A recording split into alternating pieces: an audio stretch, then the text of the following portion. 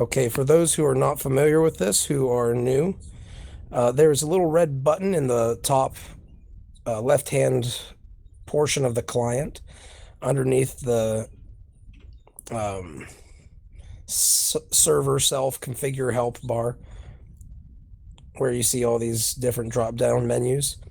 You really can't miss it. This is your free press pass.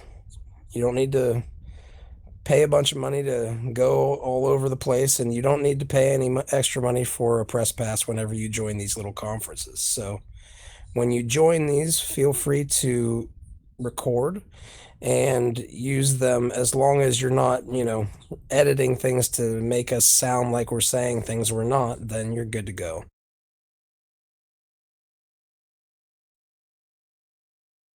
I'm going to start recording now.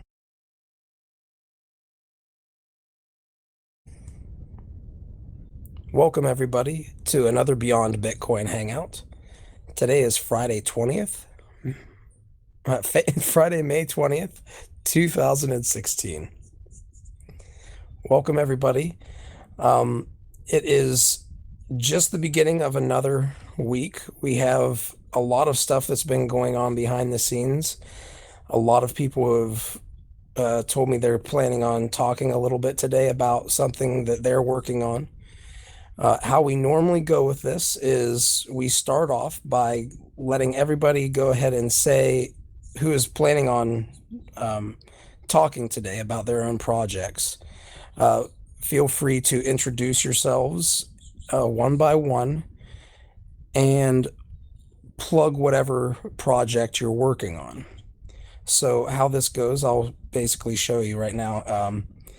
My name is Fuzzy. You can find me on BitShares Talk or at beyondbitcoin@gmail.com. I have been working with Beyond Bitcoin as my primary project for quite some time now, as a volunteer to kind of bring BitShares and the exchange DAC to the world and try to cover all those communities that join up and have their coins traded on our exchange. We have something else called the ShareBot, which is ShareBits.io. I'm working with Ronnie behind the scenes on some stuff with that right now.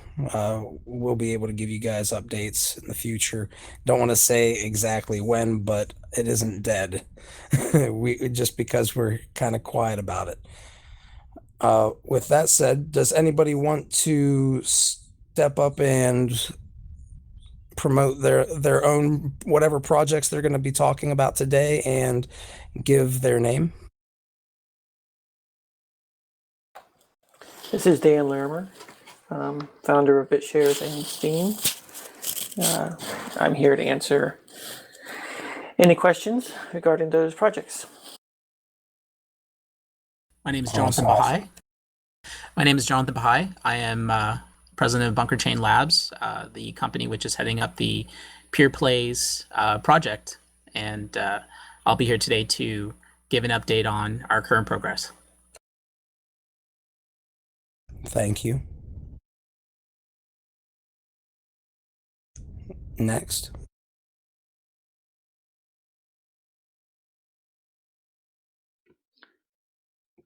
Hey guys, this is June, aka Merivercap, founder of BitCash. It's a simple USD wallet. We're trying to reach the mainstream with that. And today I'd like to just talk a little bit about counterparty-free smart coin exchange we just started up. So excited about that. But glad to be here. Thanks. Awesome.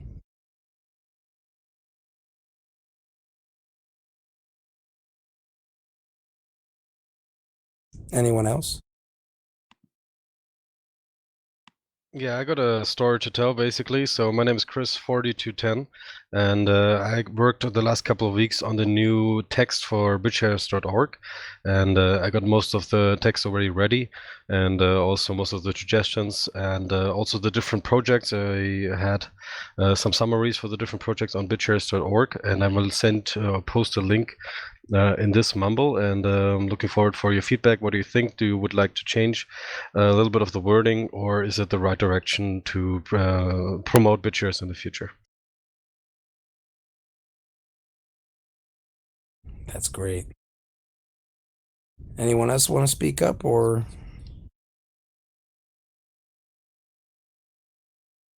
are we good to go? I'd like to get started with some brief updates on the BitShares project.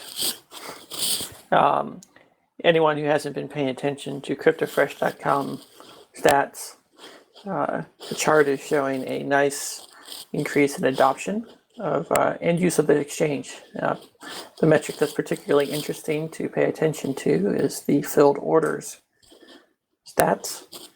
I think that a large part of that increase is the fact that BitShares is gaining some unique assets, particularly the DAO and or OpenSteem, among others that have been recently added. So I want to say that I am really thrilled to see the latest updates to the wallet and the work that SVK has been doing there. It's great to see this project continue more or less on its own in a nice autonomous way from my perspective. So thank you everyone who is contributing to BitShares. It is certainly appears to be gaining traction and is actually being used.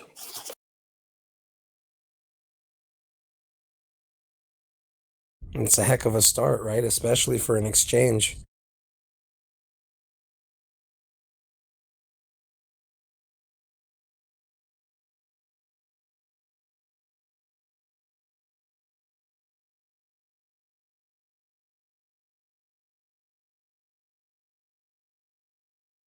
Riverhead is saying that it's still the primary market for MKR, which is Maker, right?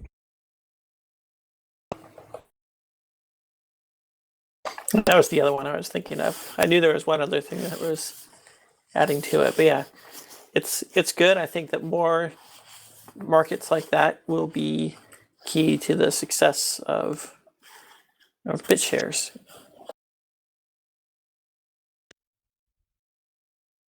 Well, it sounds like a lot of the ETH-based stuff and Steem are the ones that are really driving it right now, right?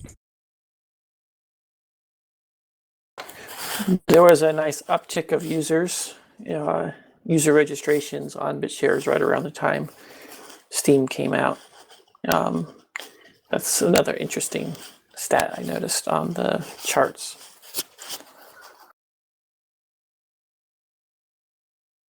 Well, real quick, does anybody want to move to their project and give a real quick basic update?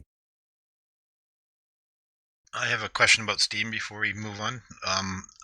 When I try to power up or transfer funds, I'm getting a noticing insufficient funds. And if I try to send a smaller amount, which I know I for sure have, it still says insufficient funds. And I see other people in the Slack are saying the same thing. Is there any? That's our top priority issue that we're going to try to resolve today and get a fix deployed. Thank you. Otherwise, once upon a time, if you don't mind me asking, how's your experience thus far with Steem? Are you liking it? Yeah, I'm liking it a lot. Me too. I encountered the same error the other day when I was trying to power up, but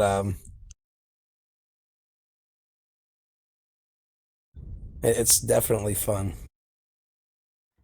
Has a new consensus arisen regarding what service to use since Imgur seems to not allow the links anymore? I have found that Flickr, Tuck the Man told me about it, FLICKR.com. And if you go there and you actually open up the image after you upload it, and go to share it that way, you can get some text, some code, and you have to grab the source HTML URL link in there. Someone I'm else, not sure. someone else had recommended something IPFS based, IPFS.pix or something like that. Does that work? I haven't tried it. Does anybody know? I believe it will work if you use the markdown syntax, but it won't automatically pick up the images if you just paste the URL, because it doesn't know from the URL that it's an image. Thank you. So as long as you use Markdown and then put that link in there, it should be fine.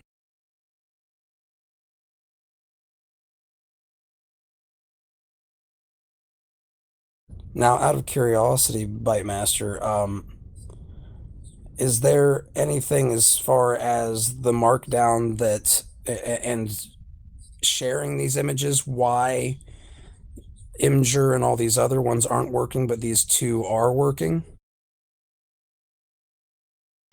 There's two primary things going on. One, images have to be hosted on a site that supports HTTPS. That's just a browser security thing, because Steemit is HTTPS. Everything has to be HTTPS. The other is that some third parties can detect when you're hot linking images, and they can choose to block the hot linked images.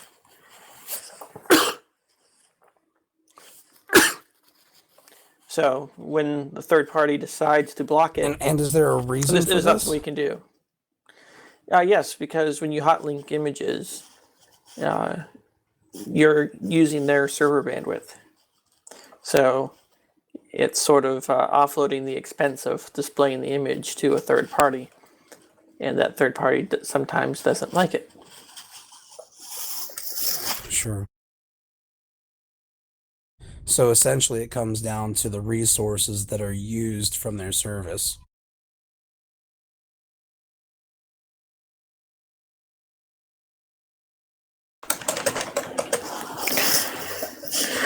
If you look at the terms of service, you're not allowed to use Imgur or whatever the service is to be a content delivery platform.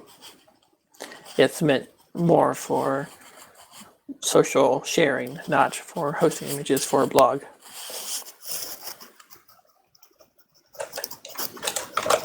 Oh, I see. So though they kind of let you get away with it,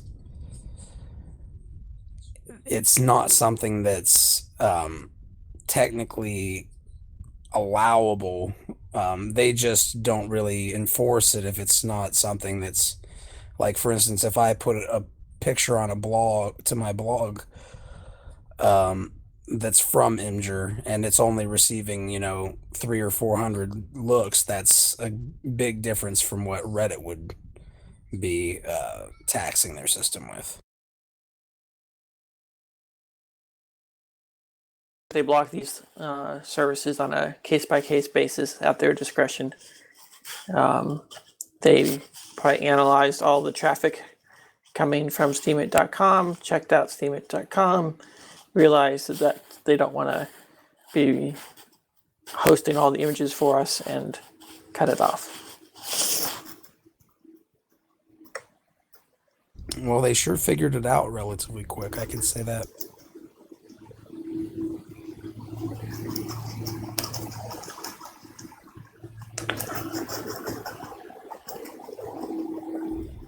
Anybody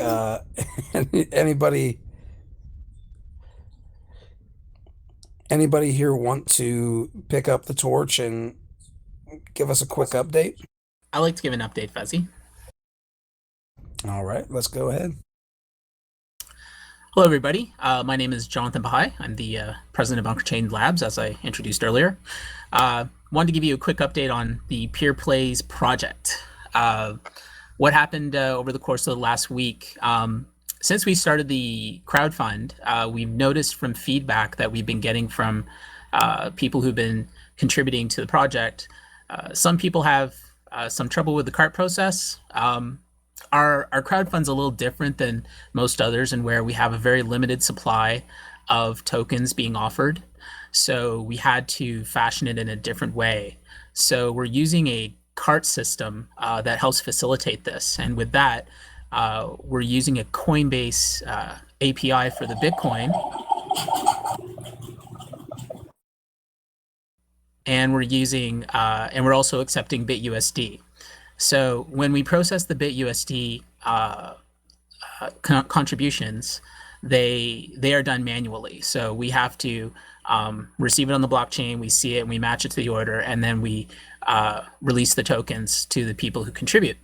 So over the course of the last week and a bit, we've been programming into the cart process to make this all automated so that as soon as people make their payments, the tokens will be issued to their BitShares account. If not to the BitShares account,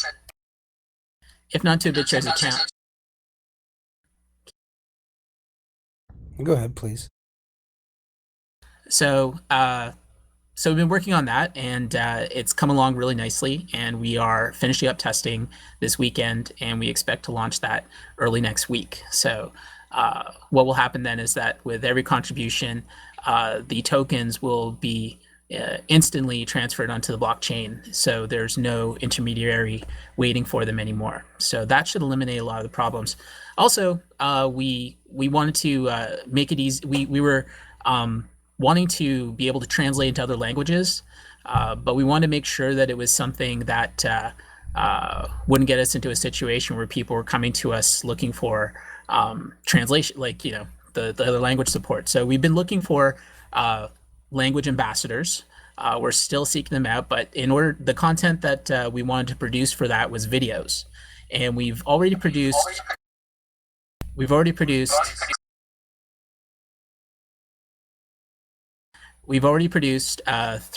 tutorial videos. One of them is on how to contribute to Peerplays. The other 2 is on how to create an account on Freedom Ledger. And Freedom Ledger is essentially a clone of Open Ledger for now. And we've launched that, and it's been a soft launch. That's why we haven't really made any public announcements about it or anything. But if you go to freedomledger.com, you can use it, and it is pretty much the same as Open Ledger. There is just one major difference.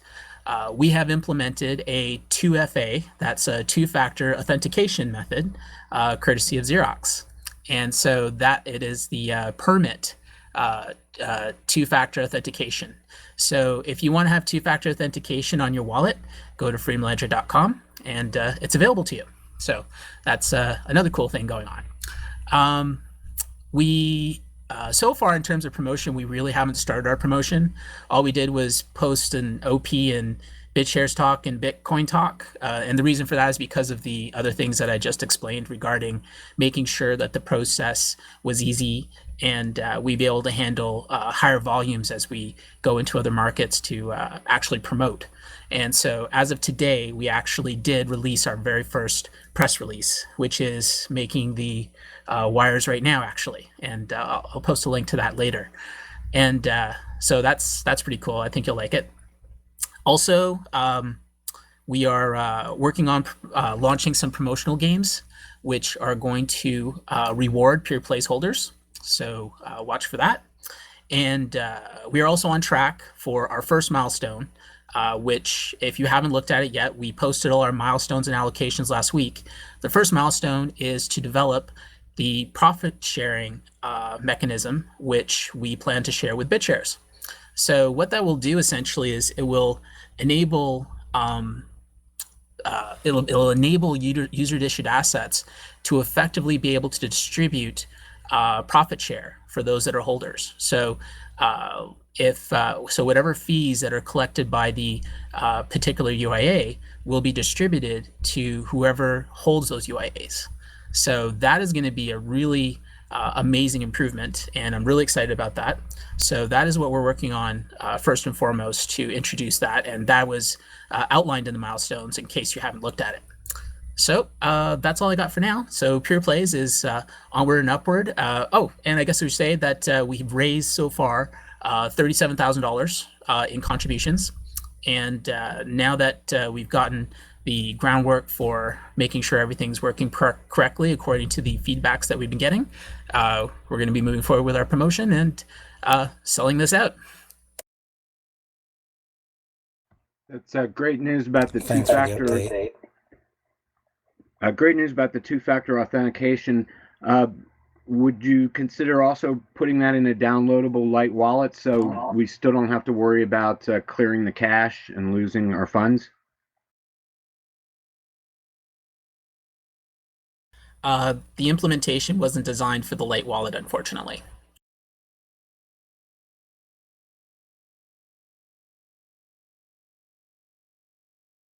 Actually, hold on a second.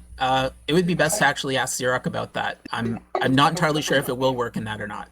It could be. I haven't thought in doing that actually. I think this can be done, but it will take a little more time. Currently, the pyramid is restricting new accounts to people that have registered via Freedom Ledger. So if you have an account created by Open Ledger, you will not be able to use that account with Freedom Ledger with a two-factor authentication. So you would need to do a second account. I hope that once this platform matures and is as robust as it should be, then we can certainly integrate it into the light wallet as well and open it up to more people. But that would, of course, also change the monetization aspects if I open it up for everyone else. Is there an update on stealth for anybody?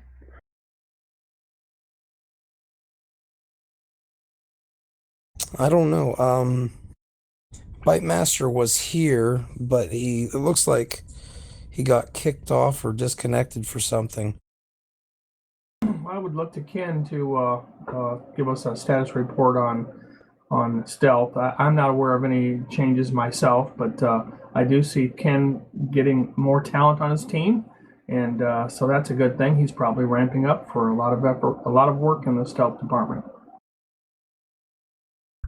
We just got to finalize the details on it and secure the funding. So stealth is very, very close. I'm not going to give you a date though. Well, thanks for the update, Ken. That's helpful. I can give another update for those that are interested. I talked about the idea a couple weeks ago. I wanted to refactor the status page for the BitShares network. The idea is to have it more robust so that we can eventually run a flooding test for the test network. The page works quite nicely, and I ran a flooding from my local machine onto the public testnet yesterday. And by this, I crashed the block producer because the machine the block producer was running on does have only 4 gigabytes of RAM. So I think once I have deployed the block producers, or even better, once we have distributed the block producing process amongst multiple parties on different computers, on different countries and so on, then we can probably really run a continuous flooding of the test network. I have also reduced the fees for transfers in the test network. They are almost zero now, so flooding doesn't cost anything. Currently, it might happen that you can kill the block producing process. So yeah, give me a little more time so that I can put the block producer on a bigger machine so that the block producer does not get off. Or even better, create a witness node for the test network, tell me your witness account name, and then I can have other people join the block producing process in the test network as well. I generated the transactions in a simple Python loop. It's a very simple Python script that loops through and it generates. The flooding I achieved yesterday was like 50 transactions per second for almost an hour or so. I ran several nets floodings. One was running at 20 transactions per second for several hours actually, and then I kind of killed the machine with too many transactions. I'm pretty sure that could have gone to 60, 80 transactions per second, but I need more RAM for that. I have pasted the link in the chat below. If you click it, you will get the stats of the live network, the BitShares network. And if you go to the drop-down menu and click the test network, then you will see the transactions on the test network. And I am already running a very small flooding script that is stable, and the network is stable, and the producer is stable, and it is like, what's it here? Two transactions per second, around that.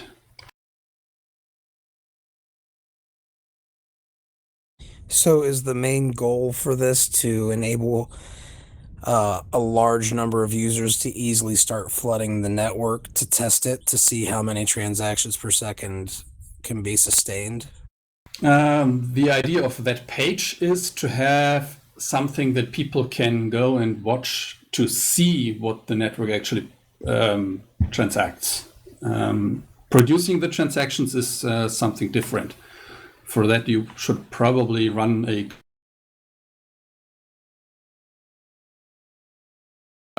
capable of running floods in using the Clee wallet. And I can also provide a tutorial on how to do that. But give me some more time. And even better, if you have a spare machine running around, please install the witness nodes from the test network. You need to compile different binary from a different repository. It's all in the docs from BitShares Europe. And deploy a witness node and start producing blocks. Just drop me a line and I can vote you in.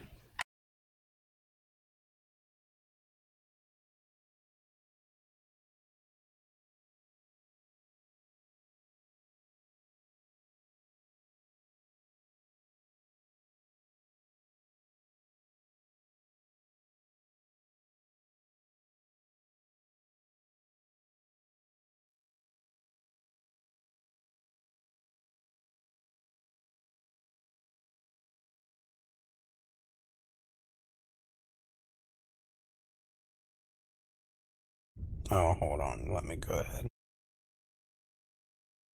Okay, in the meantime, I would like to make a little announcement. So I uploaded I put all the documents together, and when you go into the Mumble chat, you're gonna find the Google Docs link for the new BitShares.org website content. So if you just take a look, give me some feedbacks, leave some comments, what you would like to change.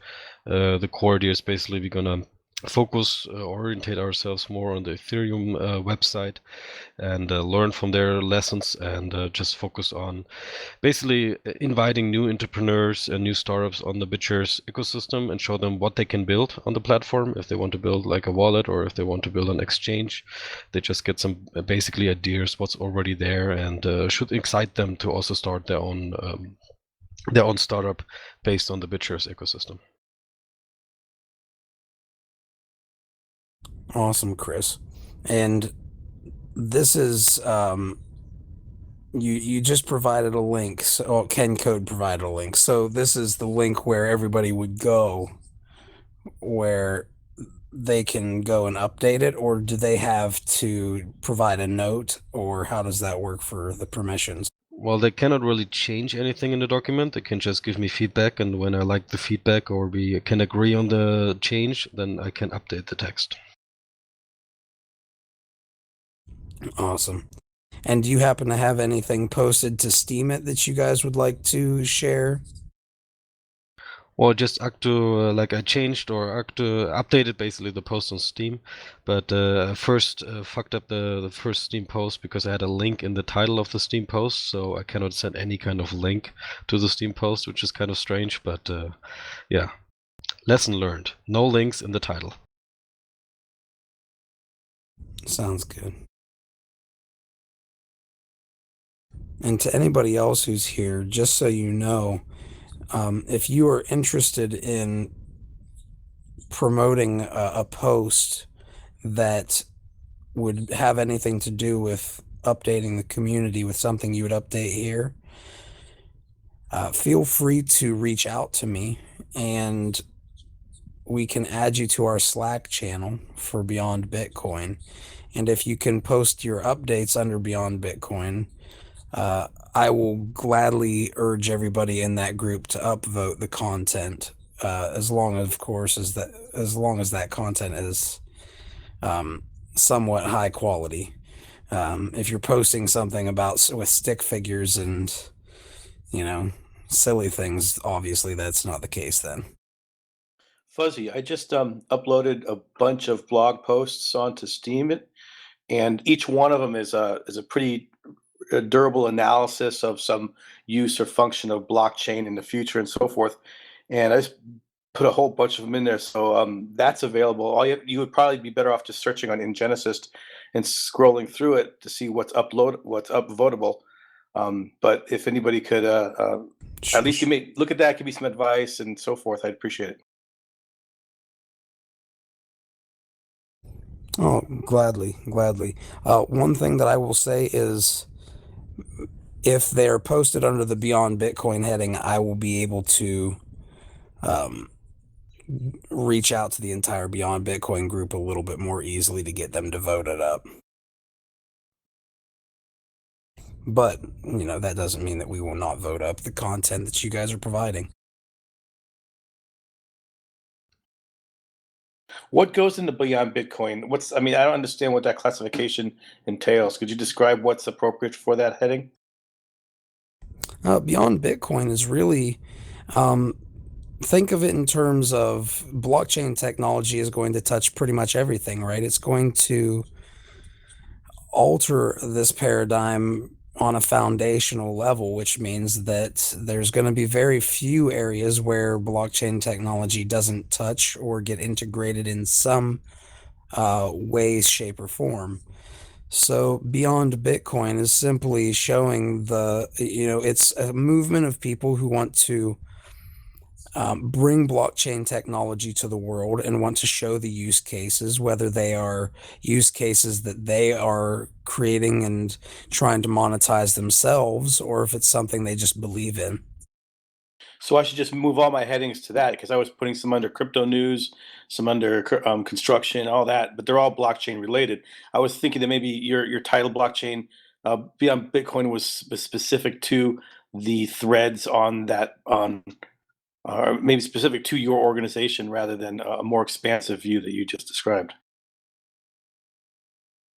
Well, the direction that I would like to take this, to be honest with you, is that I would, and I don't normally talk about this, but this is a good time to do it. I really would like to have the individuals who are representatives for various projects in the crypto space be able to hold their own hangouts.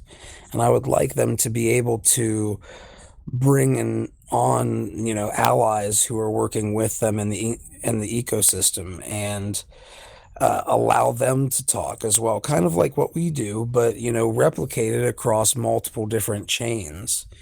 And additionally, if anybody's interested in this, what I've been wondering about is if there was a way that we could start distributing Beyond Bitcoin tokens, the UIAs that are traded on the BitShares Exchange, to individuals who post on Steem it.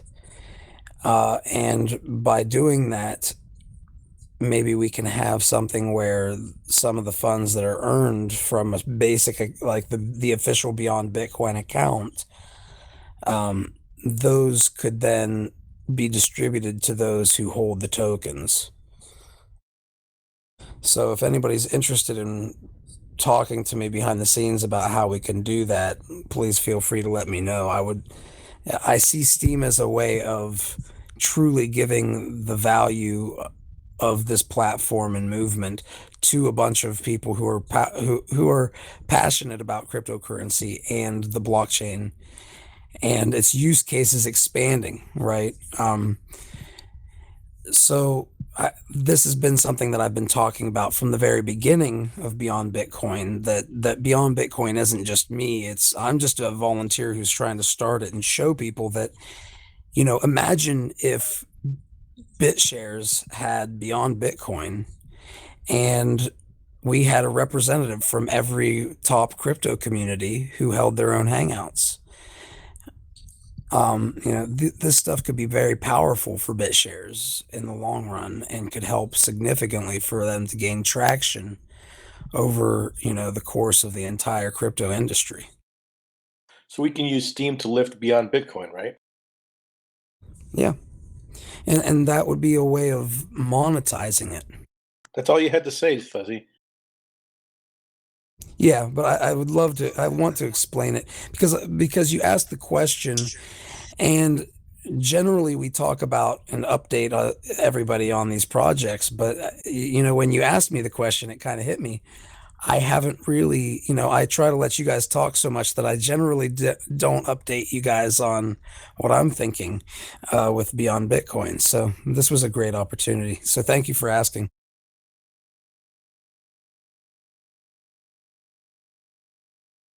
Does anybody else have any updates? Hey Fuzzy, this is June Merivercap with BitCash, and it's great to hear all the various projects that are going on, and it's always great to hear. This is a lot of it is new, but I just wanted to give you an update with BitCash. For those that don't know, we have a simple USD wallet. It's an alpha, and we're just trying to get as many alpha testers for that, and really just testing it out with the broad public, people I know, and just trying to get as much feedback as possible. But if anyone is interested, our alpha wallet is at wallet.bitcash.org, and you can check that out. But today I just wanted to talk about another project. And this is also an alpha stage, and we kind of did this to complement BitCash and the smart coins that we're using. To give you a little bit of background about that too, we just recently created a couple smart coins on the BitShares platform. They're very much like BitUSD and BitBTC. We just tweaked a couple parameters. The witnesses do provide the feeds, and so all we're doing is just tweaking a couple parameters that we think make the design really robust. And then we're going to use it for our BitCash wallet and system. But on top of that, we realized that hey, we can create a very simple counterparty-free smart coin exchange. Since we're going this route and focusing on smart coins, and it's actually I think a great way to introduce it to Bitcoin traders and just anybody else who don't want to use centralized exchanges. We don't custody any assets. We don't. There's no counterparty for this system, and I think it's fantastic. And we're focusing on 3 markets right now. Primarily it's BTS to Bitcoin, and then it's USD to BitShares and USD to Bitcoin. We do have some market making for between BitShares and Bitcoin, and we're going to try to promote this and try to get a liquidity and activity for this new smart coin exchange. And it's going to be called Mega Exchange, and we're also doing this to help the BitCash liquidity as well. But anyways, I want to kind of open it up for questions on this whole project here. I don't know if everybody's clear with exactly how it works, but be happy to answer any questions.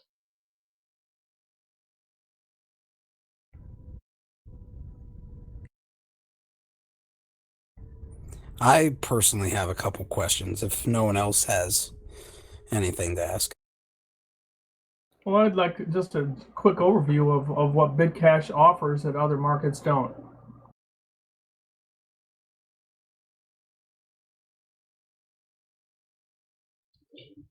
Sure. I'll answer that first, Tom. So BitCash is a simple USD wallet, and it's the design of BitCash and Cash USD, which is the smart coin on the platform. So I forgot to mention you could trade it on OpenLedger. You just have to search for cash.usd and cash.btc to get to those markets. So these are designed differently from the BitUSD. There's no forced settlement, and this is a little bit technical, but the maximum short squeeze ratio is 100.1%. So the trading happens pretty much around the price feed. Any forced, if you're under collateralized, you'll be forced very close to the price feed. So it creates a dynamic that I think is actually very good for the system and very good for those that want to create a supply of these bit assets. So it's an alternative. This is all, I think, with BitUSD and the platform. You can consider it experimental, but I am very confident about this particular design. So that's why we created this smart coin in the first place. And so now it's a matter of people who, focusing on trying to get people to create a supply. So we can create, we can have this circulate in the economy and people can spend it. And that's what we created BitCash for, to kind of get everyone in the mainstream to use BitCash as money.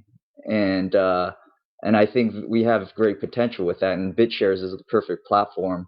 We're just tweaking a few things here and there that we feel will enhance this whole,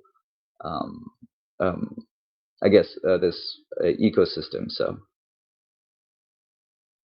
So I'm not sure if I answered your question exactly, Tom. I mean, is there maybe anything I could clarify a little bit more specifically? No, I think you did a good job there. Mainly, the big difference that BitCash offers, biggest differentiator, is just different algorithms and different ways of no forced settlement, etc. So it makes sense. It'll be interesting to see if it plays out well for you. Thanks a lot, Tom.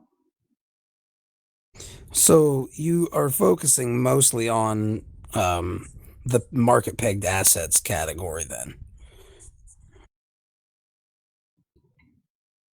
That's correct. So we have only two right now: Cash BTC and Cash USD. So it's just US dollars and Bitcoin. We may expand that down the road, but we're just trying to focus. If you, I'll mention this. If you go to our faucet wallet that we use for BitCash, it's bts.bitcash.org. We're going to retheme it. We're going to have a landing page and things like that and call it a mega exchange. But essentially, we narrowed it down to three markets, which is BTS to Bitcoin, USD to BitShares, and USD to Bitcoin. Trying to just narrow down the markets to those three, the smart coins that we use to make it easier for people. Just focus the trading on a few markets, and I think that'll help for new users, especially, to come in and be able to easily identify, what to trade. But it'll be all, again, what's exciting is that this is all using smart coins, and everyone's using these centralized exchanges, and there's everyone's even Bitfinex, Bitstamp, they're getting more reliable, but you never know. I mean, they're still custodying assets. So I think it's great to have this alternative where, hey, we don't, we could just create the supply of, BTC and USD, and then now, you're pretty much, you have control, and there's no one else custodying the asset. So that's why we try to stress, this is counterparty free. It's a smart coin exchange. It highlights what BitShares is capable of. So excited about that. So we're just going to reach out to our local Bitcoin meetups and try to promote it there, and hopefully it'll catch on. And it also complements what we're trying to do with BitCash and Cash USD, and just get the liquidity up for that as well. So with what I'm hearing is that you've chosen the minimalistic design, that you've chosen to kind of focus the markets down to a few with no counterparty risk that you guys have created. And this is intended to help it so a new user isn't, for instance, if a new user goes to open Ledger, they can literally see pairings between thousands of different things that are thousands of different pairings among hundreds of different tokens. And you can create those markets just by deciding that you're going to try to trade on them, right? But that is extremely difficult for a new user, because that kind of doesn't really draw any lines for them to know where they can and can't go. It doesn't help them to understand, the basics of the platform, and all of this kind of simplifies that, boils it down, and also takes a lot of the risk out of it. Would that be That's correct? Yes, that's correct, Fuzzy. Yeah, you highlighted, I think, one of the reasons why we tried to simplify it. So hopefully that does help with the adoption and new users. So. Well, the cool thing about this, the fact that it's open source, the wallet code is open source, right? So, hitting this from different angles and having multiple people use this tool and customize it for the demographics they're reaching out to, that gives us a way of enabling people to create their own exchange services and essentially, hit the demographic that they're pointing toward and bringing them into BitShares. I think this is one of the most powerful elements about BitShares that is available, and perhaps is why SVK is still one of the only workers who is voted in, because it is so powerful potentially. Yeah, that's correct, Fuzzy. I don't want to, thanks the SVK, the Cryptonomics team, for building such a great foundation. We didn't really do that much. We just tweaked the front end, GUI, just try to minimize it a little bit. But most of the work was done by SVK and Cryptonomics and the gang. And so, and I do agree with that. A lot of those that want to maybe highlight a few markets, whether it's a UIA or just a few markets that they really like, they can do that and build their own exchange. So it's exciting, it's great, so I think there's a lot of potential with this BitShares ecosystem, and it's great to hear all the projects with BitShares Munich, and even there's Peerplays, all these other projects that are kind of surrounding the BitShares ecosystem that I think we can really there's synergy with all these projects, and we can kind of just keep growing and focusing on our particular markets, but just kind of collaborating and working together. And so excited about that. Yeah, it's very Merivercap, I don't know if you exciting, can hear me. Can people hear me? Hello? Yes, we do, Johnny. All right, cool. With creating Cash USD, what is the collateral you need? Is it 200% in BTS? Yes, good question. So it works very much like BitUSD and the other bit assets in terms of collateral.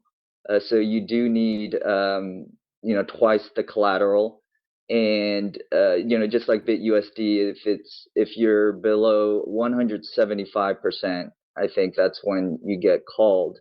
The good thing about this, though, is when you are, you're under collateralized and you're forced, your position is forced. The maximum short squeeze ratio is 100.1%. So you're pretty much having to sell it at the price feed, which is not too bad if you're creating that supply. And it's also important. We want as many people to create the supply. We think it's very favorable for those that want to create a supply of bit assets. And you're not force settled, so there's no uncertainty. You don't have to worry about keeping up more collateral than you need. And when you are force settled, if you're under collateralized, it will happen pretty much at the price feed. And I think that also it's a great dynamic for those that want to just help the ecosystem maintain a long-term supply of bit assets, which I think is incredibly important, especially if we're trying to have it circulate in the economy and being used. So, does that answer your question? Yeah, exactly. I mean, we've always had trouble in trying to persuade people to create bit assets, and I guess you're trying a different way to create a USD peg that's more favorable to the creators of that asset. If it becomes really successful and there's more of Cash USD and issuance than BitUSD, then who knows? Maybe other bit assets. We could change the default system. If anyone can come up with a better smart coin with parameters changed to help creators have faith in it, then that'd be great. But it's great what you're doing, and I'm a huge fan of BitCash as well. Yeah, thanks a lot, Johnny Bitcoin. It's great to hear that, I think one other thing also I wanted to mention with creating the supply is I always want to kind of communicate the idea that everyone thinks, oh, hey, I have to short to create the supply, but I want to kind of communicate and just try to get this out there that it's actually a two-step process. You're not having to short immediately. You create these assets. It's a loan on the system, and they can be used for multiple purposes. So it's not necessarily that you always have to short. And one of the things that can help the ecosystem is for people just to really create the supply, and then they can exchange it like for the asset that they're creating. So let's say BitCash or Cash USD. People can create it and then exchange it for regular dollars, and they're not really shorting anything. And there's, I think, very limited risk there. They're just trading a dollar for a BitCash. And same thing with Bitcoin. They can create Cash BTC and trade it for Bitcoin. And it's very different. I think one hesitation with creating it is everyone thinks, oh, I have to short to create this, but you can actually help the system by just creating the assets, and you're not taking the risk of shorting, because when you short, you actually use those assets to buy additional BitShares or something else. And that's where the kind of the shorting perspective comes in. But it's actually a two-step process, and the first step of just creating it can actually help out a lot. And what you can do is you can just really create the supply and actually be almost a broker for those assets, and just maybe charge a fee, 1%. Just go back and forth between, let's say BitCash and dollars, and Cash BTC and Bitcoin. And so there's a step there that I just want to kind of clarify and just communicate that's actually incredibly valuable to do, and you can help the ecosystem that way.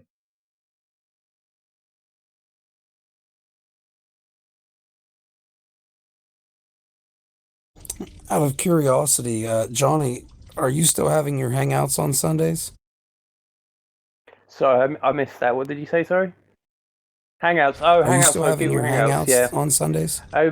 I've actually I've been traveling since the beginning of May, and I'm going to continue traveling with my girlfriend. I'm in Hong Kong at the moment, so I'm just traveling around the world. I'm taking 5 months out, and I'm going to stay in touch and check in occasionally, but not as much as I was before. And then when I'm back, I may start my own exchange or something similar. Cool.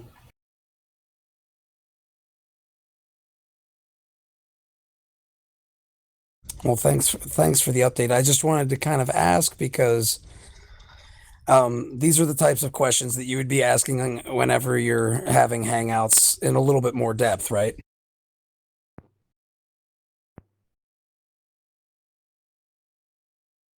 So I might be cutting out or something. I don't know how good my internet is here, but I don't know if that was a question for me or something. Yeah, I think it was a question for you. Oh, that's okay. Don't worry about it. Sorry, what was the question? Well, it seems like this is an area where your hangouts tend to focus a little bit, because that's one of the areas where you're very interested in these markets. So I just figured this might be something that you'd be covering in hangouts in the future. Yeah, I'm definitely on the financial side of things, and ultimately the thing that draws me to BitShares and always has done is having this decentralized dollar, this absolute no counterparty, a digital dollar. You can move it around as much as you want, and I think we need to create a great centralized exchange, and OpenLedger's doing a good job of that at the moment. But eventually we need this smart coin, which will be the US, which is USD, maybe euros and pounds eventually. But having a decentralized dollar with masses of liquidity, that's just that's the whole purpose of BitShares in my mind.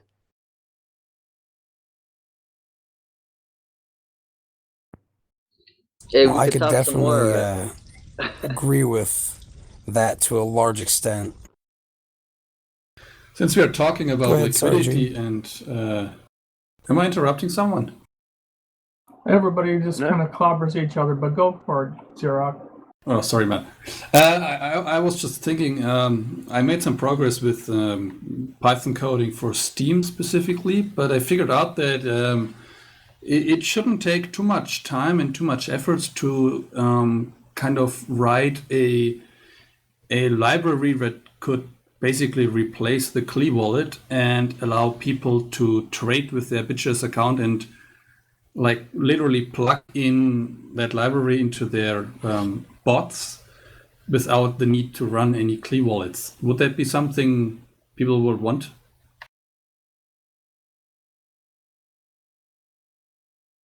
Currently, what you need you to mean do... CLI? Yeah, Klee, the CLI wallet, the console line wallet. So currently, what you need to do is you need to, when you want to trade with a bot, you need to run this wallet, and to get this wallet, you need to compile BitShares. So you need to compile BitShares, then you need to run the wallet, install the private keys, and then you can interface any Python script with it and do your trading, for instance, with one of my libraries. But it should be possible to also construct the transactions and sign the transactions in Python directly now that I figured out all the bugs I had in the code, and write a Python code that replaces the console wallet. So you wouldn't need to compile BitShares, you wouldn't need to even download BitShares.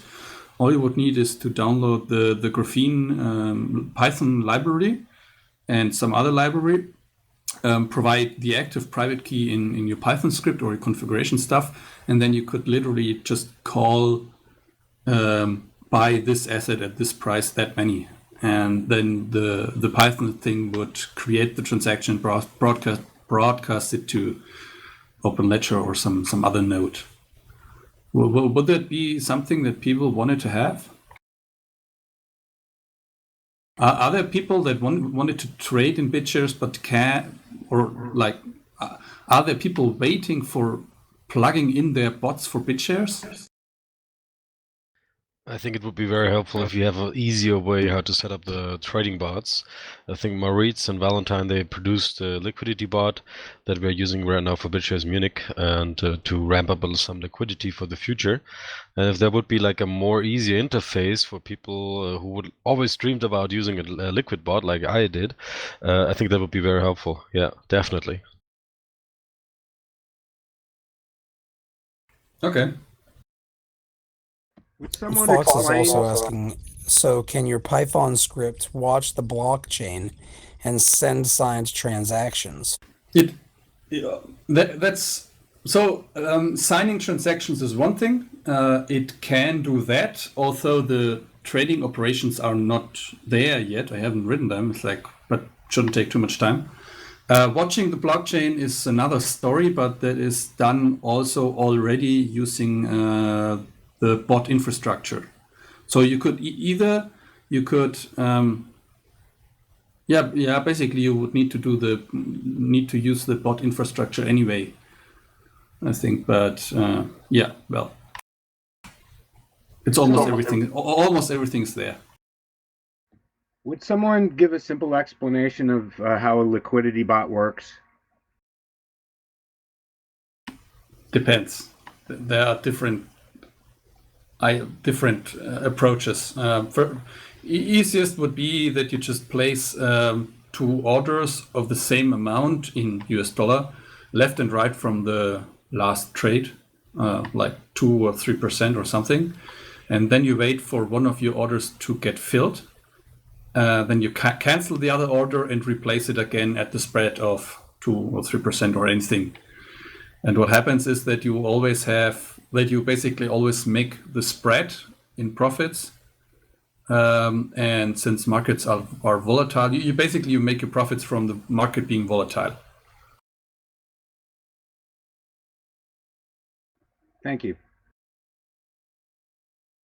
And I think the benefits are basically when you have some funds sitting in your wallet, and you don't really earn any kind of interest because everything is a bit euro, a bit US dollar, then you can really take some of this money and put it into a liquidity bot and just let it run a little bit and see if you can earn some interest for, just letting it run.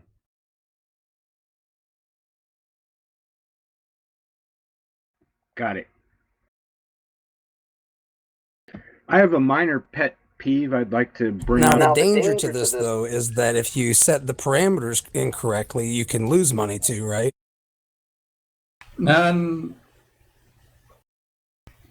That's difficult, actually. If you always trade left and right of the market, and the markets are rather liquid, and bots can't play you alone, but always have to play the other bots as well, then you cannot be... You can, of course, lose value, net value in dollar terms. For instance, let's say Bitcoin is worth $1,000 and you place your orders always 5% or something. When Bitcoin collapses, then what the bot is actually doing, it is always buying Bitcoin, not selling it, always buying Bitcoin. So in the end, you don't have USD, but Bitcoin, which are worth less eventually. You know what I mean?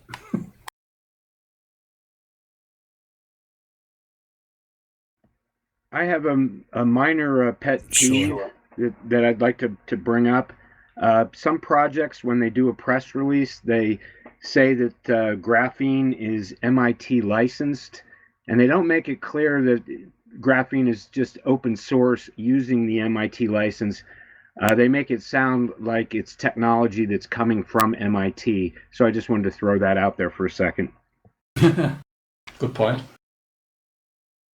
So it's undesirable to be technology from MIT. That's what you're saying, isn't it? No, it's designed. Just joking.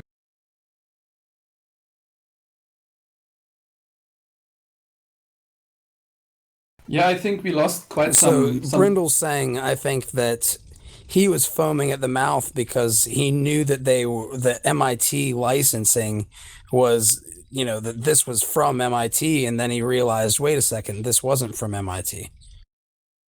Not quite. Did we confuse you, Brindle? No, I knew, but I worried about just truth in advertising other people. Yeah, give credit for credit's due.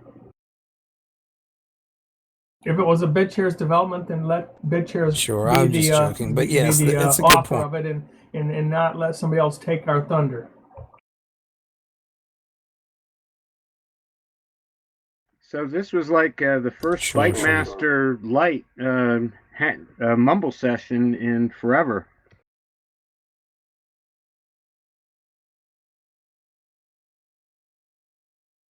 Maybe Well, got interrupted. what Bytemaster has been intending to do for quite some time, and we're starting to get to that point now, right? Is where he can step back and start letting this become more quote unquote autonomous, more run by the community. Now that the core functionality is essentially there, now we can focus on building that out with the community, and we can start focusing on you guys and what you're doing, because you guys are becoming the next leaders of BitShares.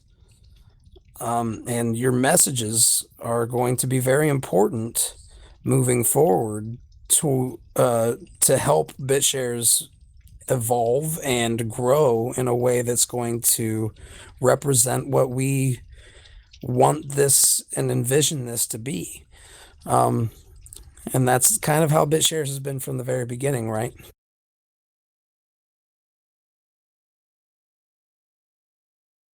That's kind of been the vision.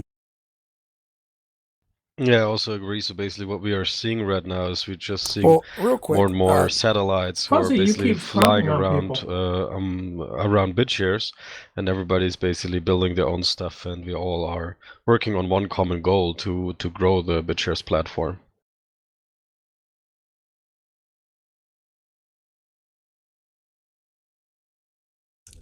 Exactly. And each of our separate goals also converge on helping BitShares as well, right? So this is another reason why I like to move in this direction and allow those who are building into the ecosystem and helping the ecosystem grow get recognized for what they're doing, and giving you guys kind of a platform where you can update the community and provide anybody who wants to invest in the cryptocurrency ecosystem, who's looking around, give them the opportunity to learn about you and what you're doing. This is potentially very powerful if everybody utilizes it together. Of course, that's what it comes down to, though, is we all have to work together, right? Which is why we're moving this direction. It's very important to me to make sure that you guys have the breadth of tools available for this, at least for this. This is something I can help with. At the end, So, I think we're almost basically over with the classical mumble. I would like to share a little success story from Echo. Since maybe some of you already noticed, we went to the Blockchain Innovation Award in Berlin this Tuesday. We were invited, and our startup Echo was selected among 100 other blockchain startups all over Europe and even North America to be one of the most innovative ideas and also technologies. And we had a lot of fun driving all the way. So it was Ken, Rodrigo, and me. We all took the car from Munich to go to Berlin for a 3-day trip, and it was a lot of fun. And even the event was really good. We were at the German Technology University in Berlin, which is one of the most famous technology universities there. We had, I would guess, around 100 to 150 people there, different investors, and also press and media. We're going to have, in the next couple of days, we're going to publish a couple of videos and also the live speech and talks from the GTech event itself. And the success story I really want to share with everybody is like, if you really look at the graphene technology, the BitShares technology, if you package it right, and if you're going to events like that, you are have a lot of potential. You will have a lot of attention from media and from people, because it's really something very unique. If you look at Bitcoin, everybody knows it already. If you look at Ethereum, most people are right now, everybody's fed up with Ethereum, but if you tell them what we can do with BitShares, they're all pretty surprised, and it is great to promote that. And if you have a good idea, just start to talk about it, bring it out, talk to people, and tell your story, and you will see, you will meet a lot of interested people. They are helping and supporting, and probably one of them is also investing into your idea. So just get out there, talk about it, and share your story.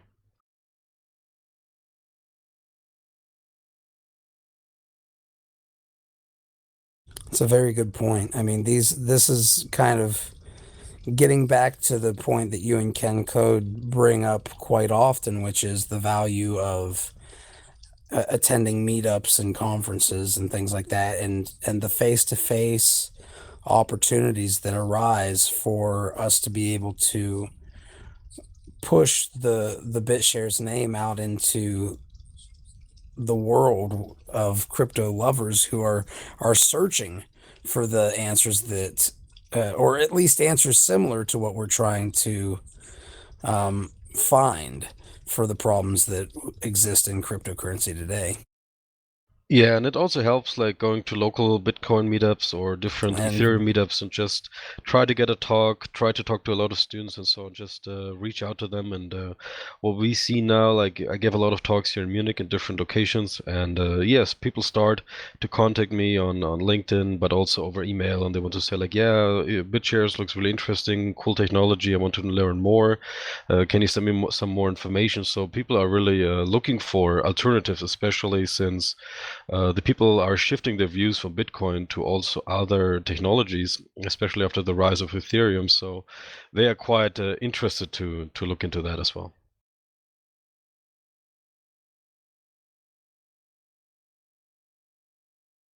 Out of curiosity, Chris, what for those who attend these types of meetups and conferences, what usually do you use to spark the conversation in a way that interests them, as opposed to coming across as putting down a technology they might care about, like Bitcoin? Because quite often, whenever you bring this up to what market pegged assets bring to the space, and you talk about, if one talks about Bitcoin not having that and that being an undesirable aspect of Bitcoin, people tend to sometimes take that as an attack on something they care about. So how do you normally find that it's best to approach these types of Well, I conversations? like really to talk about just user experience. Basically, I just gave a talk yesterday in one of the big accelerators here in Munich, and I was talking about in Europe we're using IBAN and big numbers. This is our way how we do regular money transfers between banks, and I just really dislike it. It takes me forever to do just a regular bank transfer, and then when we are talking about or looking at Bitcoin, I just have these very long hash codes which are really user unfriendly. You can make a lot of mistakes. You don't really want to see it. And if you do a Bitcoin transactions, it's quite similar to a regular bank transfer. And this is, I think, what a lot of Bitcoiners know. If they send money, it just takes forever, and they don't really know when it comes. And this is really something that I like to pick up and say that, yeah, there's better solutions for this. There are other ways how to send money and to make it faster and to get a better user experience. And that's where we usually start, and then you can basically continue the conversation about all the different Bitcoin exchanges that are collapsing right now. You can tell about the history of BitShares. How did we get started? I mean, Cryptsy is another exchange that just went down. BitGot, something was basically also closing down. Then Gatecoin was hacked. So basically the core problem, even after 6 years of Bitcoin development and experience, exchanges still get hacked. If you have not really a good IT system, it still happens. It's not it's not possible. And with BitShares, that is very difficult. And I think people are leaning to that. They really want to look for safer solutions. And even if you look at the current stories in Ethereum, that the Mist wallet got compromised, the guy who lost like 60 or 70,000 euro in one transaction and so on. So it's nothing new. It happens all the time. And if you can tell them or show them an alternative, they are really open.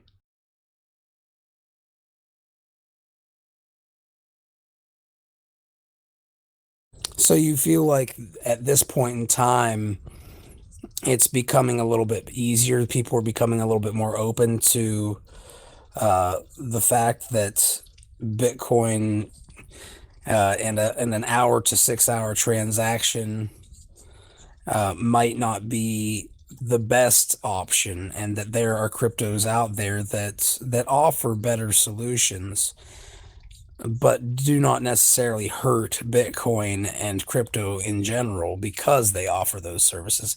It kind of sounds like people are ready, at least from your standpoint, to hear some of the things that we've been saying in the past, but have come across kind of harshly to those in the Yeah, I think so. The mind is a little bit opening up, and they're looking for alternatives as well. And I think BitShares also gets more into the news right now, especially after the DAO comments and so on. So the people are really paying attention. But I think what also with our message, with our product Echo, one of our core messages basically, it's a blockchain wallet 2.0. So it's a wallet that supports all kind of cryptos, and it's basically unites all the different communities. So this is also a really beautiful message for a lot of people, because they say like, I don't have to choose which blockchain wallet I want to use. Do I want to use Dogecoin wallet or a Litecoin wallet or a Bitcoin wallet? They can use Echo, which is a social messenger and a wallet in one thing, and they can support all kind of cryptocurrencies. So we are really uniting all the different communities and provide them a really cool new wallet they can use. But I think we can go into the Echo details after the official mumble.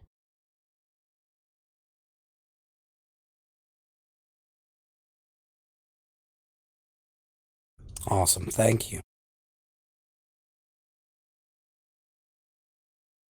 Hey, Fuzzy, you just real quick, looks like we still have Dan Robles and Sollars And Sense, who haven't spoke up about their projects yet.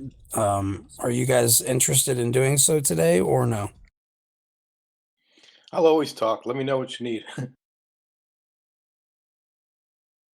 Yeah, I can give an update. That's not a problem. Well, Dan, okay. Dan, well, let's go with Dan real quick first, since he spoke up first. Dan, you posted something to your blog this past week that was essentially a couple pieces of the white paper that you have been working on. Would you like to give a general overview of that, and maybe give any updates that you can give? Yeah, well, what we're trying to do is I'm trying to play the engineers, the NSPE, against the NAIC, that's the National Society of Professional Engineers, against the National Association of Insurance Commissioners, and vice versa. So by publishing in one journal, I say, hey, guys, look, they're talking about you over here, and vice versa, go back and forth. So the paper, the idea that we're bringing forward is that insurance and engineering combined are the best and highest use of blockchain technology. And the statement is supported by the fact that if we bring down the cost of capital by making things insurable, then a lot of more great projects will be fundable, or at least in the right order. Because right now, the way we're going about building this blockchain world is really haphazard. The incentives of VC are to grab the low-hanging fruit with little concern about what integrating with anything around them. The incentive of the banks is to not die and to capture and to control the blockchain, which is ultimately futile. And then the DAOs are operating very much in an extra legal sector where there's no recourse if something goes wrong. So those are the three mechanisms we have for building blockchain communities now. and they're just they're not integrated. They're forcing against each other, and I mean it's okay if you want to it's okay to do that, but if you're building any kind of complex system, you really need to have one part go logically in front of the next and so forth. So what we're saying is if we can get together and lower the cost of capital by making blockchain applications insurable, then that's the way forward. And that kind of goes really square in the face of R3, because we're saying to the banks, hey, look, you're barking up the wrong tree. This is where we need to start. So that's a really outsized statement. And we're trying to introduce that idea broadly. So the white paper I wrote is be published in the NAIC quarterly journal in June, spells out exactly the analysis by which we assure insurability of blockchain systems. And then the other application that we're working on with the NSPE is called it's the quant. Remember we talked about the quant and the poor man's patent. I don't know if you know, some folks have been following our work, but the combination of those two is a product we're designing for the NSPE. So it's just piece by piece, and I come to Beyond BitShares often to seek advice, and how do I make this BitShares friendly, because I intend to use the BitShares blockchain to accomplish this. And I'm publishing a lot of on Steem. So in effort, in a sense, I'm looking for input and participation from this community to help me think through this. I mean, it's being engineered. It's never been done before. So I'm kind of guessing, but this is what we're trying to do.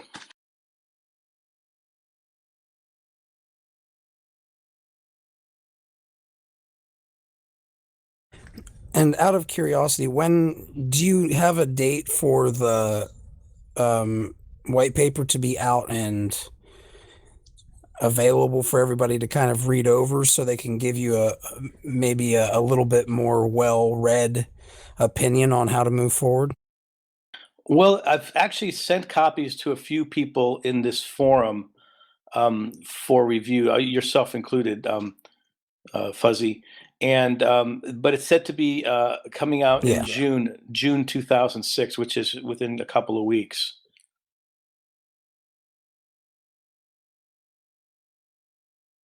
But the last post, I just want to make sure, because there might be. Yeah, well, you have a. Go ahead, guys. Anyway, the last post, the best and highest use for blockchain technology, I like. That's kind of the introduction and the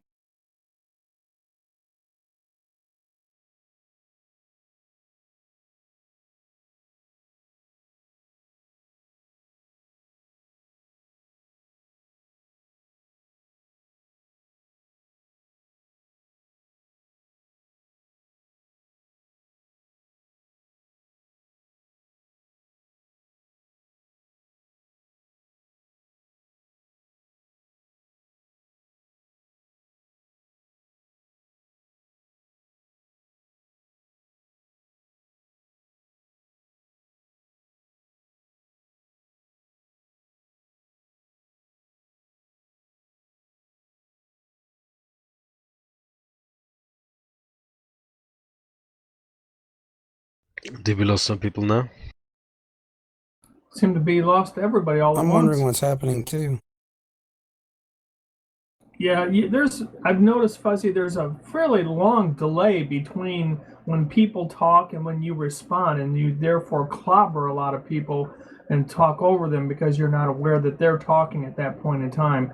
Now, some of that's natural just because we don't know when to jump in to bring a point up, but there's some delays involved that I think is exasperating that issue. Yeah, we're gonna have to look into it. It's starting to become a little bit more of an issue. I got disconnected. I'm sorry, guys. And what I was going to say next is I like to approach a few of the people in this room for their experience that they've had with their projects, and maybe you could share some of that with us. Well, to be honest with you, Dan, I don't know how many people have a project that is reaching out quite as much as yours into these different societies that would be interested in picking up blockchain technology. And I think it's really cool how you're going about doing it, kind of showing two different sectors of the economy, the viability of the blockchain technology, and showing them that, hey, you know, other people are talking about what you can do with this type of stuff is a great idea. Who I would say would, you know, maybe Kencode could offer something, or Chris. Does anybody else have any opinions on how Dan should move forward with this, or any criticisms, or, you know, pats on the back? Well, there was one thing that I brought up. It's not directly related to Dan's question here, so I'm not going to spend a lot of time mentioning it, but I did post some response to Dan on the forum, on the BitShares Talk forum. It was a question about how insurance, because you made a statement that the best use case of blockchain technology is to reduce the cost of risk, or should I say to spread the risk is how I saw it. Decentralized risk. There you go. Decentralized risk. That's exactly the term you used. And I'm just not sure philosophically if I'm on the same page with that. So I don't want to spend a lot of time derailing Dan's purpose in mentioning his technology here. I just wanted to mention that I did have a minor criticism, or a criticism that would be interesting to explore. I actually responded to that post just before getting on here, and I mean, insurance is dependent on decentralization of risk. That's what insurance is.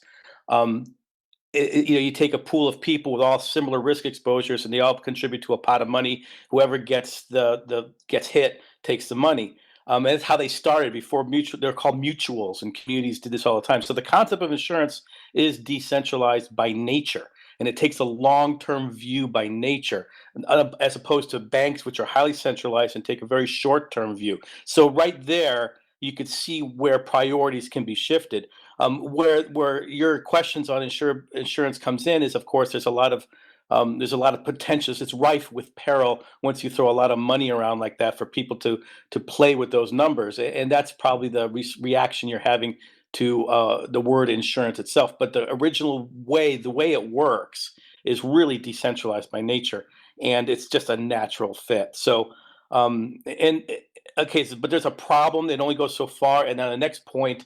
Okay, for example, insurance doesn't care whether your house burns down. It only cares whether the risk is priced correctly.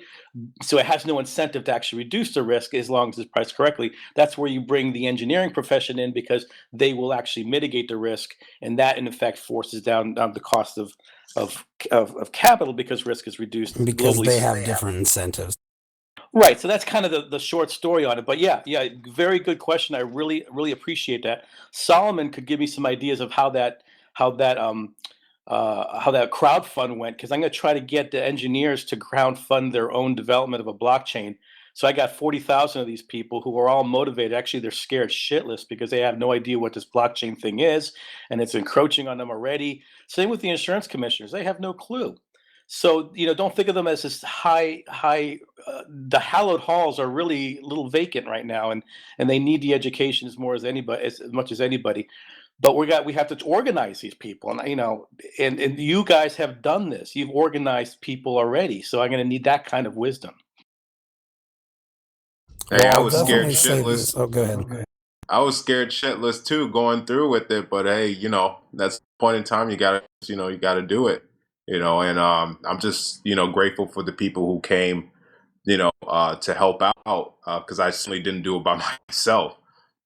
You know, Fuzzy, there was Ronnie and a bunch of people who stepped up to help me facilitate the original crowd sale. So it was definitely not done by myself. It was done by people in the community who stepped up to help me out.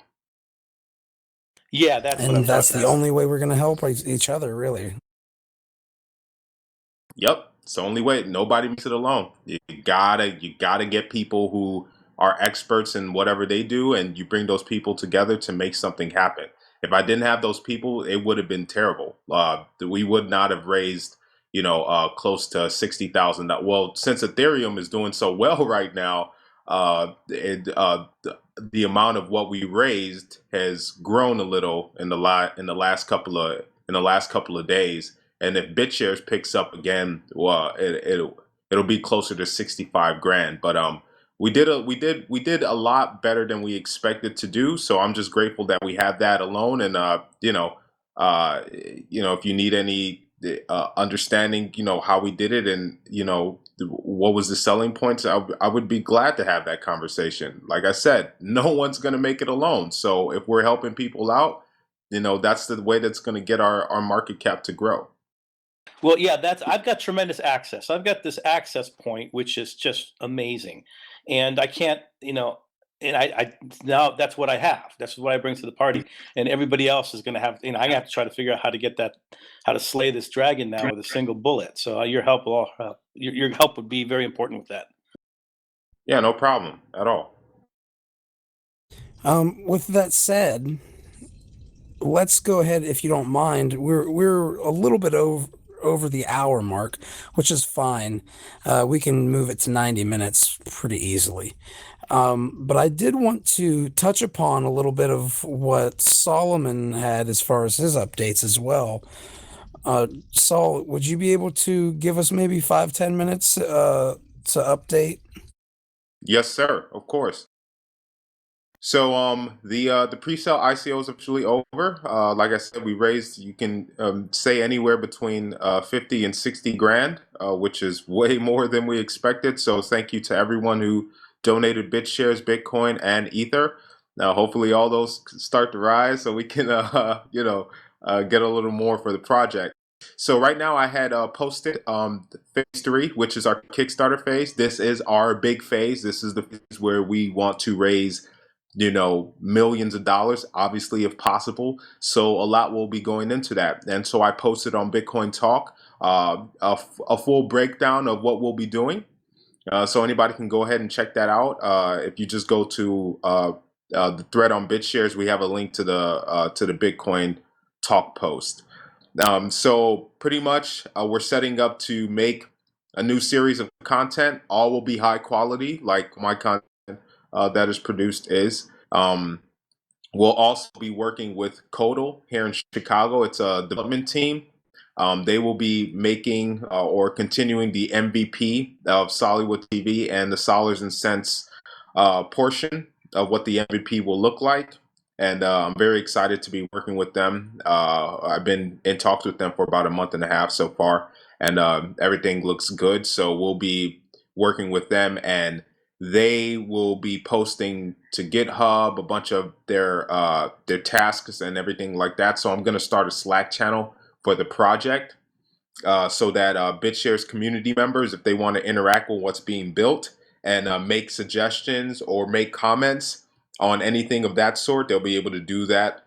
And then, obviously, like I said, we'll be making new content to go with this third phase.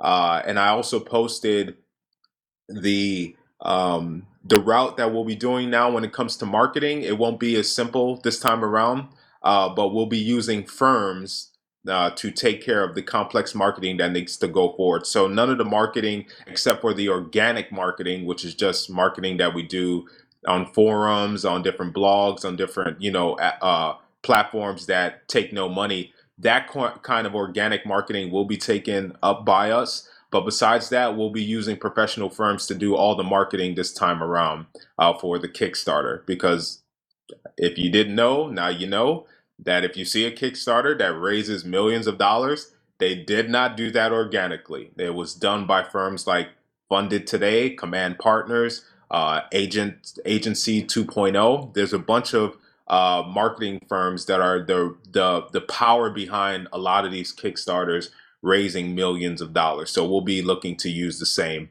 kinds of firms.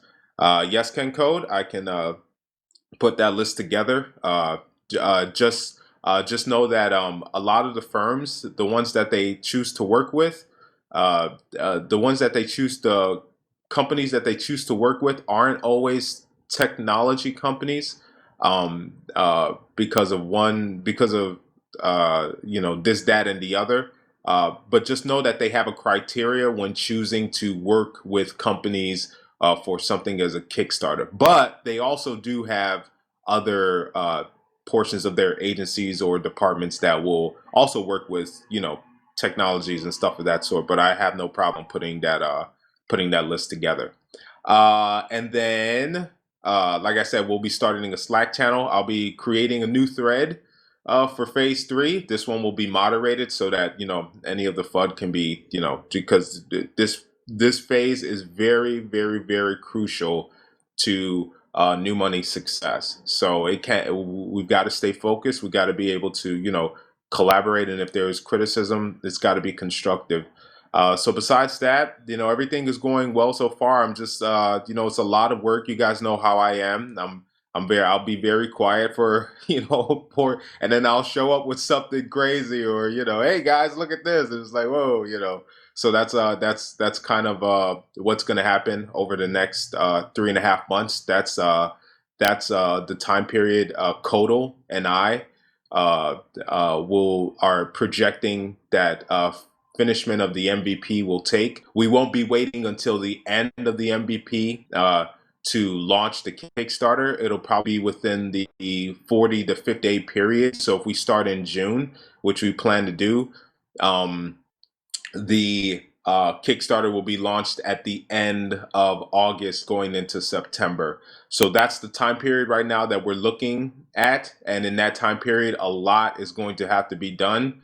So I'm just buckling down for all that has, because it's a lot that has to get done. But this time around, obviously we have funds, so everything won't be taken care of by me. So I'm just grateful again to all of you who believed in this project, put a little, whatever you could towards it. I know, it's not very easy to part ways with funds, but I'm grateful for the people who said, hey, this might have a chance. And so I'm just looking to do something great with the things that you've given me. So thank you.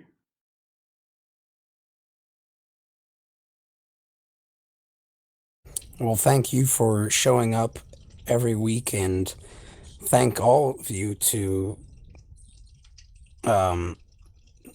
for showing up and not only updating us on the projects that you're working on, but for working together behind the scenes, because let's face it, this type of format right here enables us to communicate in a way that has more depth than just a text based medium. So we can kind of work together in these types of formats, using this type of meetup, decentralized virtual meetup format, right? And I know that all of you are, in different locations across the globe with different time zones that, restrict your ability to come on. But everybody who comes on here is not only showing that BitShares is alive, but they're showing people what is behind the scenes going on. So it gives them the ability to see what you guys are doing. It gives them trust in you. And because of that trust in each of you, there's going to be a trust that grows to BitShares.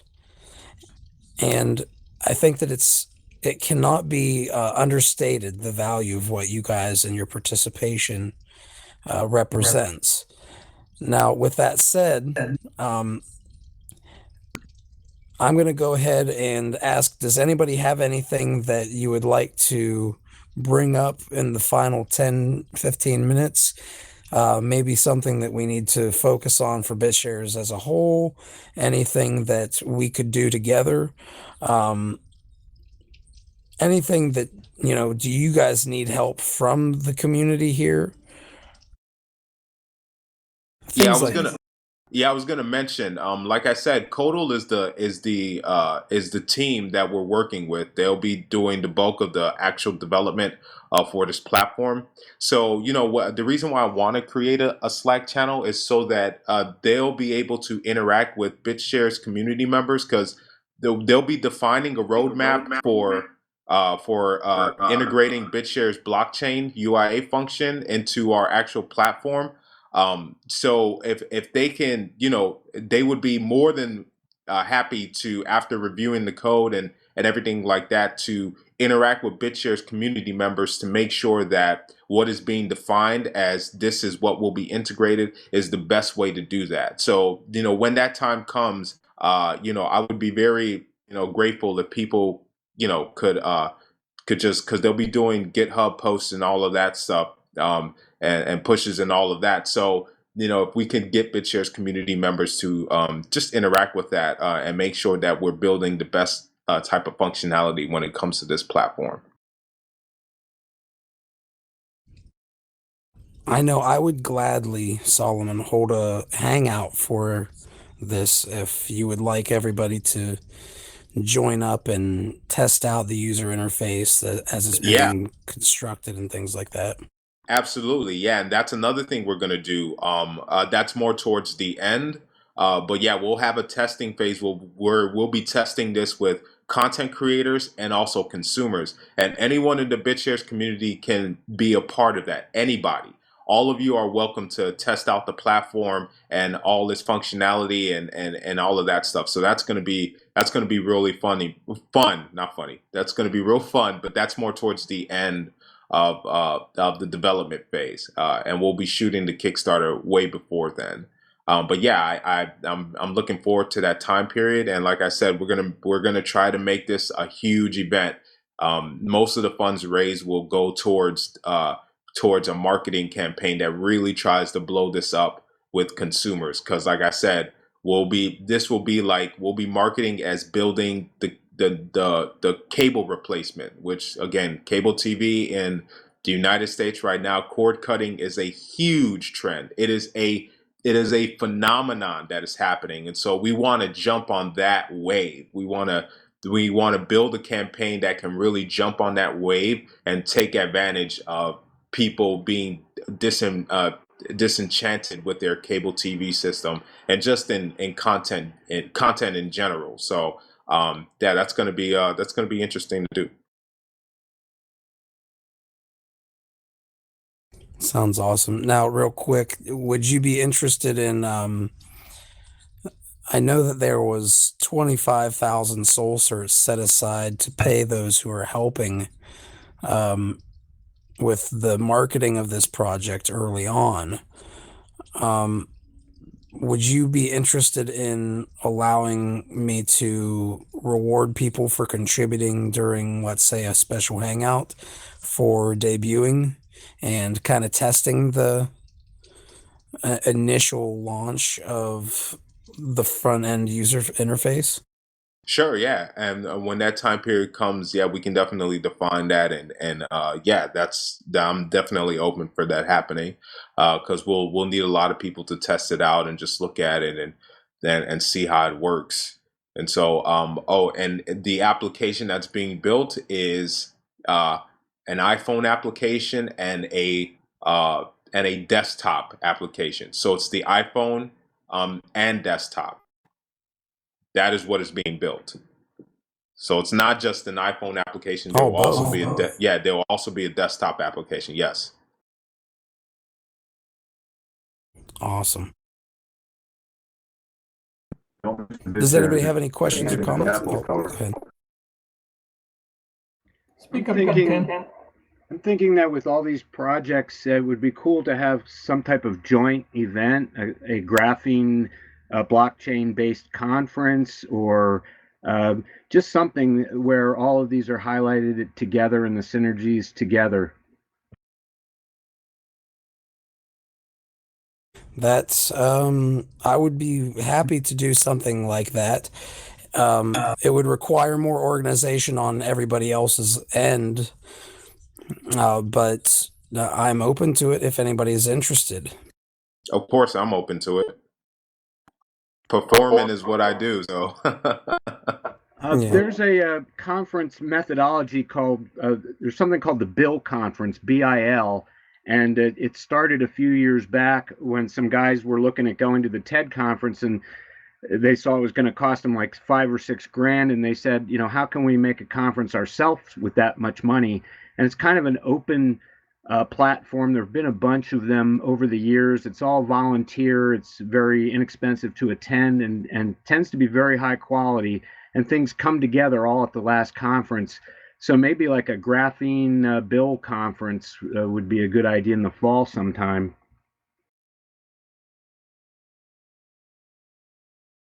Yeah, we can look into it. Like I said, one thing that Beyond Bitcoin is actually meant to do is it's meant to be a way of us enabling people like you guys to bring graphene technology and BitShares technology to other cryptocurrencies, give them a common place where they feel like they can benefit by being part of it. And at the same time, they can be part of it without feeling like they are part of BitShares. So if this makes any sense, this is actually modeled a little bit around how TED was supposed to, how TED is modeled. With, if you know, they have TED conferences and then they have TEDx conferences. From the very beginning, I kind of envisioned Beyond Bitcoin as being a way of allowing the leaders of BitShares to bubble up to the top. The people who have the most to use to sell what BitShares has to offer, and to put them in a position where they can do similar things to what Bytemaster has for the past 2 years, and be seen as the thought leaders in this space. And by enabling them to do this, they can also go home and have their own Beyond Bitcoin X conferences or meetups and be able to post those things to something like beyondbitcoin.com or the SoundCloud. And of course, I can't do it alone. I need help to do this stuff as well. Because I try to enable you guys so then you guys can help me further enable you in the future. So I would definitely need some people working together with me on this, but this has actually been the vision from the very beginning.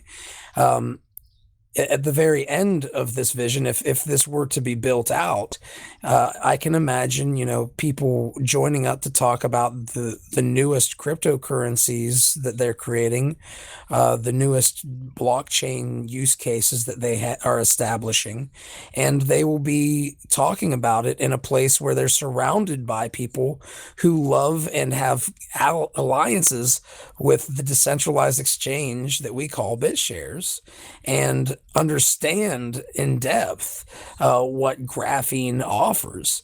And we can give this leverage of position to everybody in the Beyond Bitcoin community, and also start bringing on other communities like SolarCoin, Emmercoin, and these other crypto communities to start talking about what they're going to do and how they're going to move forward. And oftentimes, just the fact that these key players know about a tool that is available to them is enough for them to start choosing that path as opposed to any of the other numbers of solutions that might be out there, right? Because let's face it, the network effect is the most valuable aspect. Even if we have a solution that is better in every way than another solution, if that other solution comes in contact with more developers and more passionate crypto individuals in the space, and those people are bringing those solutions to the public and to other people who are building in this ecosystem, they're going to gain traction faster than us. So this is kind of how I see us moving forward, and actually being able to have community representatives for other coins. And of course, they can be traded on BitShares, right? Of course, that's how it works. Well, Sedona, Arizona, Brindle, I don't know how good the beer is out there, but I think me and Solomon will come out if it's good. Oh, I'll be out there. I'll be out. Plenty of great beer in Sedona. Well, that's good because once we get everybody together and we start using Peerplays to start betting on the outcomes of epic matches between people like me and crypto in the blockchain betting space. Or who's going to We win the might need some decentralized beer. dollar game? Who's going to win the decentralized dollar game? That's Yeah, going to be right. a good one. Yeah, that's going to be a good one. But there's a lot of opportunity here, and I did want to thank you guys for attending the hangout today and for always being here, because as we grow, we're only going to be able to help more. And those who are familiar with us are familiar with the individuals here. They're familiar with the fact that they are willing to stick around through the hard times and the good. And that means that we're more likely to celebrate the good together. So thank you for making this possible. Please make sure to upvote our content on Beyond Bitcoin at steemit.com. And if you have anything that you would like to post that is content that is in the Beyond Bitcoin realm, especially if you are looking at representing or promoting another crypto project that might work well with BitShares and create a synergy, please let us know. And please post it to the Beyond Bitcoin subject heading, or I mean, the Beyond Bitcoin, what do you call it? Sub-steam it? Hey, Fuzzy. Yeah. I tried to change a category on my blog post to be on Bitcoin, and then I'm like, duh, it's a blockchain. I can't do that. So, would it be the best thing to do? Would that be to have somebody else repost on Beyond Bitcoin heading? Sure. What I'll say is, if you guys are interested in becoming part of the group, PM me on the forums and I'll get back to you guys about it, and we can bring you onto the Slack, put you in that group, and then we can start working together on this, because the next step for me is going to be either meetups or reaching out to the alternate cryptocurrencies that would work well with BitShares and trying to get one of their representatives of their community, because let's face it, every community has a handful of people who basically sacrifice for it. If we bring those people out and we say, hey, we would like to celebrate your community and the technology that you are so in love with, and we'd like to protect the people who are holding these tokens by enabling you guys to create your own exchanges, then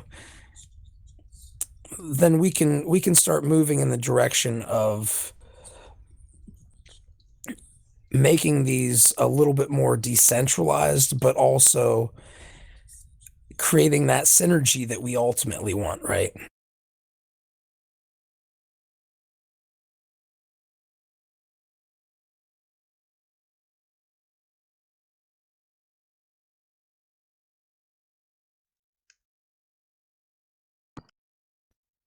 Okay, so I'll circle back with you on that.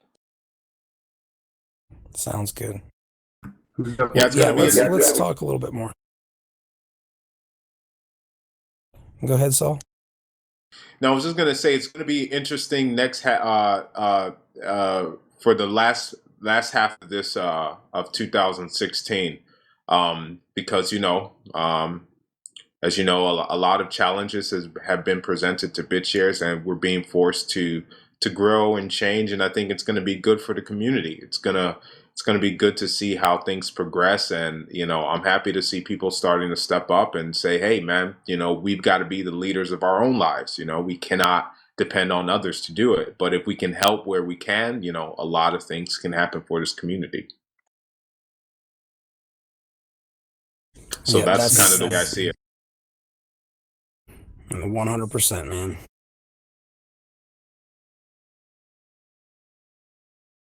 Yeah, my lagging is significant today, so I'm going to go ahead And I'm going to thank you guys one more time. And I'm going to say, if like I said before, if you guys are interested in joining the Beyond Bitcoin content group, please feel free to PM me on the forums, and we will look into bringing you on board, and maybe we can start looking at some of these cryptocurrencies out there in the communities that are involved with them that would provide very powerful synergies with BitShares, and let's try to bring them on board and give them a piece of Beyond Bitcoin, and maybe give you guys all a piece of Beyond Bitcoin where